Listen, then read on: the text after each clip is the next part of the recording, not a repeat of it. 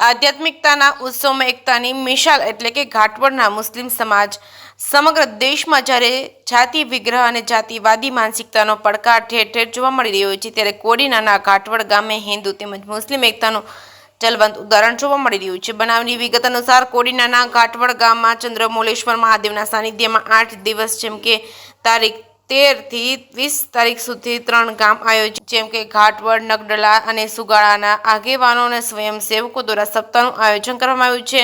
આયોજનમાં તમામ સમાજના લોકો ઉપસ્થિત રહ્યા હતા। ઘાટવડ મુસ્લિમ સમાજ પણ પાછળ રહ્યો ન હતો। ઘાટવડ સમસ્ત મુસ્લિમ સમાજના આગેવાનો યુવાનો દ્વારા વ્યાસપીઠ પર બેઠેલા વક્તા રાધે કૃષ્ણ બાપુની ફૂલહાર પહેરાવી સન્માન કરી શાલ ઓઢાડવામાં આવી હતી। મુસ્લિમ સમાજ દ્વારા 5100 રૂપિયાનું દાન અર્પણ કરાયું હતું।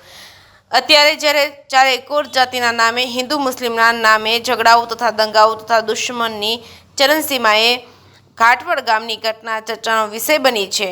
મુસ્લિમ સમાજ અને તેમની ધર્મ ચુસ્તતા વિશે જ્યારે ગેરસમજ પેદા કરવામાં આવી રહી છે, ત્યારે કોડીનાના ઘાટવડ ગામની મુસ્લિમ સમાજની એકતા માટેની પહેલ અને ધર્મના સન્માન કરવાની લાગણી અંગેના સમાચારો મુસ્લિમ સમાજ ઘાટવડ જ નહીં પણ સમગ્ર ગુજરાત માટે શાંતિનો એકતાનો સંદેશો આપ્યો છે। એકતા અને અખંડિતતા વિશે મુસ્લિમ સમાજની આ પહેલ સમગ્ર દેશના લોકો માટે પ્રેરક બની છે। આ પ્રસંગે ઉપસ્થિત ઘાટવડ ગામના સરપંચ રફીકભાઈ મહેતા તેમજ મુસ્લિમ સમાજના પૂર્વ પ્રમુખ ઇકબાલભાઈ સેલોતર, હાજીભાઈ સેલોતર, યુનુફભાઈ સેલોતર તેમજ પત્રકાર સબીરભાઈ સેલોત સહિતના મુસ્લિમ સમાજના આગેવાનો સહિતના યુવાનો ઉપસ્થિત રહ્યા હતા।